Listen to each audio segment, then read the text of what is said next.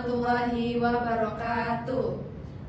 Di sini kami dari kelompok B1 dengan fase 1 yaitu ICU ingin memberikan video edukasi tentang pemeriksaan dan intervensi apa saja yang dilakukan oleh fisioterapi pada fase 1 yaitu ICU. Nah, di sini kami beranggotakan saya Dwika Julia dengan NIM 2310 301061. saya Muflika Handayani dengan NIM 2310 301056. Saya Salsabila Putri Nurmatika dengan NIM 2310 301063 dengan dosen pengampu yaitu dosen Ibu Fitriani. Selamat menyaksikan. Baik, selamat pagi. Di sini saya fisioterapis Muflika Handayani. Apa benar dengan Ibu Ayu? Benar, umurnya 40 tahun, Bu. Ibu Ayu sekarang ada mengalami keluhan nyeri. Nyerinya sebelah kanan atau kiri, Bu? Untuk keluhannya apa ada sesak nafas, Bu? Ada. Sesaknya itu berhenti saat istirahat seperti ini atau gimana? Jadi sesak saat duduk mungkin, Bu. Ibu Ayu apa ada batuk? Batuknya kering atau basah? Oke, selanjutnya kita akan mengecek tingkat kesadaran pasien. Jadi di sini Bu, tolong ikutin arahan saya ya. Jadi di sini tangan saya, mata Ibu tolong ikutin pergerakan tangan saya kemana tangan saya bergerak. Oke, Bu, jadi mulai. Oke, selanjutnya kita akan mengecek verbal. Jadi untuk verbal ini saya akan bertanya kepada Ibu. Nama Ibu siapa ya? Oke. Selanjutnya untuk motorik. Nah, untuk motorik ini Ibu saya minta untuk tolong tutup mata ya. Tutup mata. Oke. Ini ada benda saya taruh di tangan Ibu. Rasanya apa, Bu? Tajam atau tumpul? Tajam. Oke, dari pemeriksaan tingkat kesadaran pasien tadi, kami menggunakan GCS. Nah, dari nilai GCS tadi didapatkan bahwa Ibu Ayu ini nilainya itu 15 atau kompos mentis. Jadi Ibu Ayu ini dia sadar penuh. Oke, selanjutnya kita akan mengecek vital sign pasien dari monitor. Nah, untuk nilai normalnya tekanan darah itu 130/80. Jadi kita harus memastikan bahwa vital sign dari pasien tersebut untuk tekanan darahnya itu tidak melebihi dan tidak kurang, yaitu sebesar 15 mmHg. Nah, untuk saturasi oksigennya itu nilai normalnya yaitu 95%. Baik, selanjutnya kita akan melakukan pemeriksaan IPPA. Mohon maaf ya Ibu, kalau saya beda, saya mohon izin. Boleh tolekkan ke kiri, Bu? Oh iya, oke. Sudah, Ibu. Bu, saya izin untuk periksa kembali ya.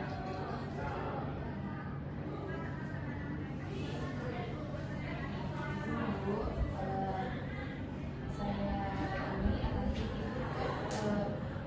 tarik nafas dan hembuskan seperti biasa.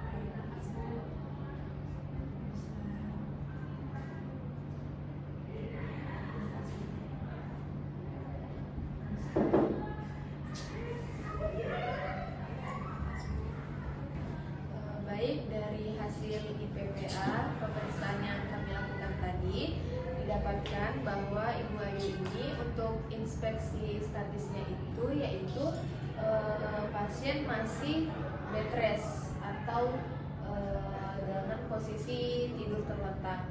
Nah, untuk itu pasien masih terpasang alat-alat yaitu ada oksigen dan kateter. Nah, di inspeksi status ini juga pada ankle pasien itu terdapat odem pada ankle sebelah kanan. Nah, untuk inspeksi dinamisnya, pola pernafasan pasien ini dia bernafas dengan prolong ekspirasi. Terus juga ekspresi pasien saat dilakukan pemeriksaan itu ada sedikit menahan nyeri. Oke, untuk hasil palpasi dari pasien terdapat spasme otot pada otot sternocleidomastoid dan juga ada odem pada tungkai kanan. Terus untuk hasil dari auskultasi pasien itu terdengar suara murmur pada dada bagian sebelah kiri. Untuk vital sign pasien, kita harus selalu memantau melalui monitor yang tersedia. Jadi kita itu pantau tekanan darah pasien, denyut nadi pasien, saturasi oksigen untuk memastikan selanjutnya latihan-latihan yang kita berikan itu tidak mengganggu vital sign dari pasien tersebut. Baik, di sini saya fisioterapis Dwika Julia akan melakukan pemeriksaan khusus dan spesifik pada pasien Ibu Ayu. Baik, di sini untuk pemeriksaan khusus atau pemeriksaan spesifik. Nah, yang pertama itu ada pemeriksaan nyeri. Jadi pemeriksaan nyeri itu kita menggunakan skala PAS. Jadi untuk menilai nyerinya itu kita menggunakan PAS seberapa nyeri pada pasien. Yang sebelah kanan ini tidak nyeri, dipindahkan ke sebelah kiri itu sangat nyeri. Untuk menilai seberapa nyeri pada pasien tersebut. Baiklah, di sini kita akan melakukan pengukuran odem atau odema pada pasien. Jadi alat yang kita gunakan untuk pengukuran odem itu adalah midline. Nah, posisi odema pada pasien itu pada bagian tungkai kanan pada pasien. Nah, titik pengukurannya itu ada di lateral malleolus dan diukur 3 cm ke arah proksimal dan 3 cm ke arah distal. Baik Bu, di sini saya izin untuk melakukan pengukuran pada odemnya.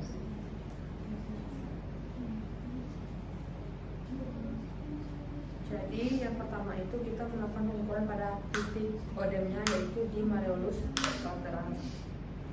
Nah, kemudian kita mengukur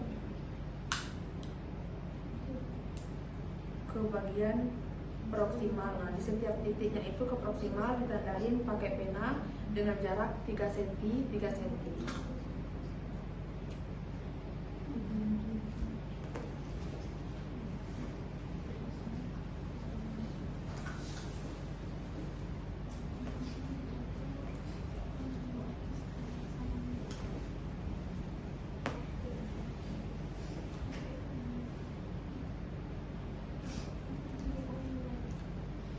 Selanjutnya itu bisa dilakukan ke arah distal juga, kemudian dibandingkan dengan sisi sebelah yang sehat. Pasien dikatakan odem jika selisih lebih dari 3 cm. Baik, selanjutnya pemeriksaan spasme otot pernapasan. Dengan dipalpasi ditemukan adanya spasme otot pada otot SCM, scaleni, pectoralis mayor dan minor.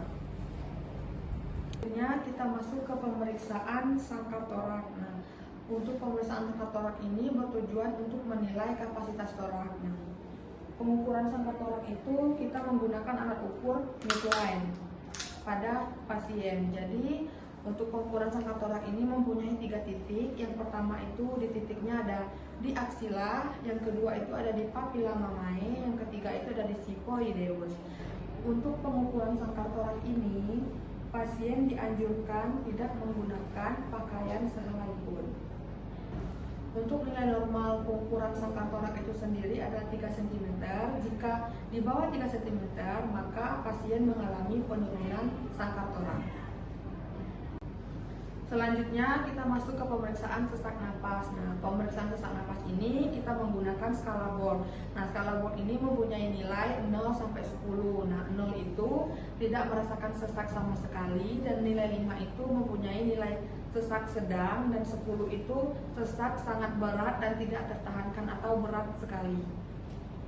Baik dari hasil diagnosa fisioterapi atau hasil ICF yang didapatkan, yaitu yang pertama ada body structure.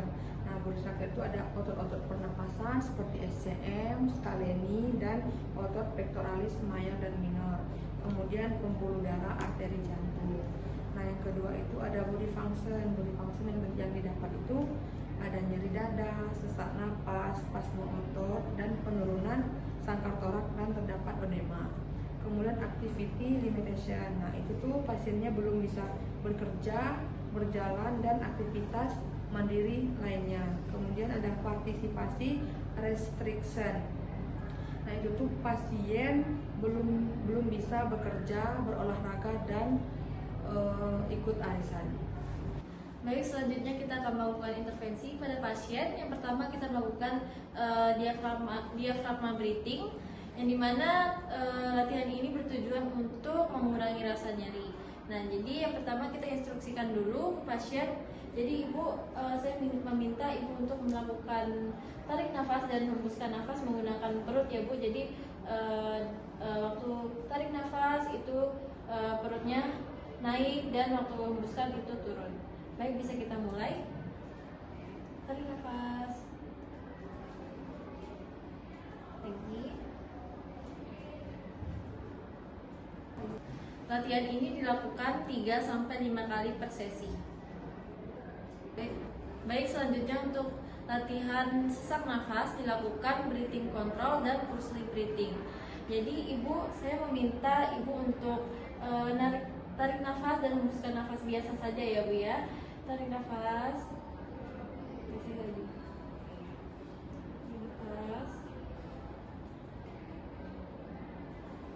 Kemudian adalah pulse breathing. Jadi ibu tarik nafas sedikit dalam, kemudian dihembuskan dengan mulut yang agak dimajuin Bu. Jadi seperti bersiul. Tarik nafas. Oke, bagus. Tarik nafas. Latihan tersebut kita minta pasien untuk diberi jeda 2-3 detik. Untuk latihan breathing control dan pulse breathing dilakukan 3 kali per sesi.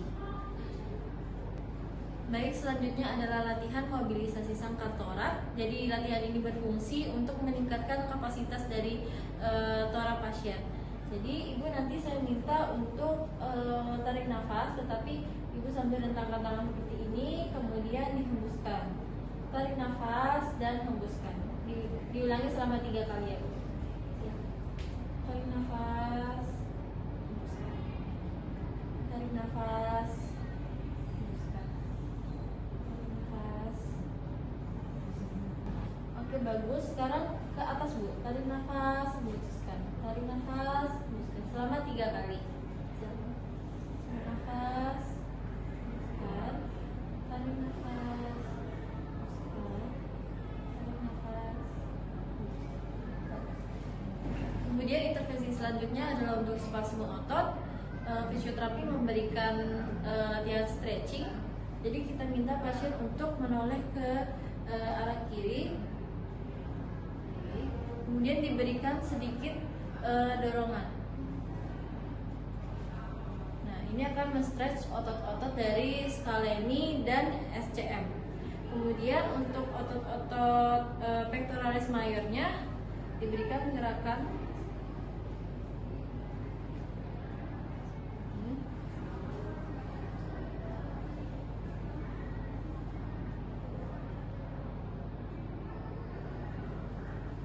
seperti itu.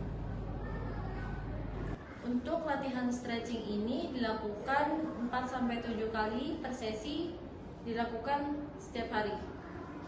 Baik, selanjutnya adalah latihan batuk efektif. Nah, tujuannya adalah untuk mengeluarkan dahak atau sekutum. Jadi ibu bisa tarik nafas, kemudian batuk 2 kali, tetapi yang kedua itu ada penekanan lebih. Contohnya gini bu, ngadep ke sana bu. Oke, tarik nafas, batuk bu. Lagi sekali bu, tarik nafas.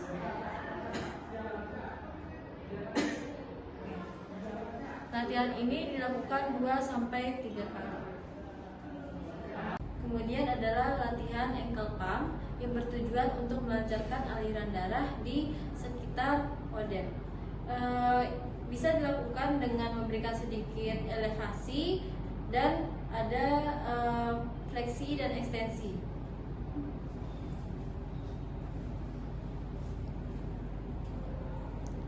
Permisi ya.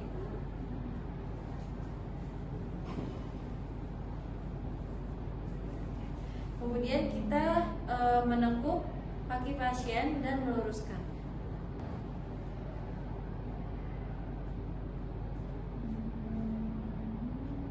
Bisa diberikan sedikit putaran.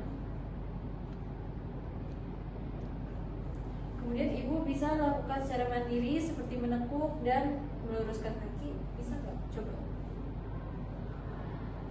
Oke, tekuk.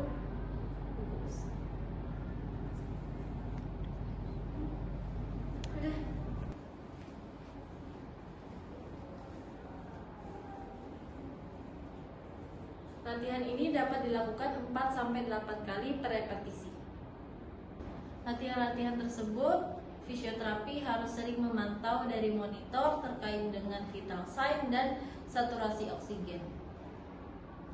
Edukasi yang dapat diberikan pada kondisi pasien saat ini, pasien harus bisa melakukan latihan tersebut secara mandiri terkait dengan ankle pump, kemudian breathing exercise dan stretching.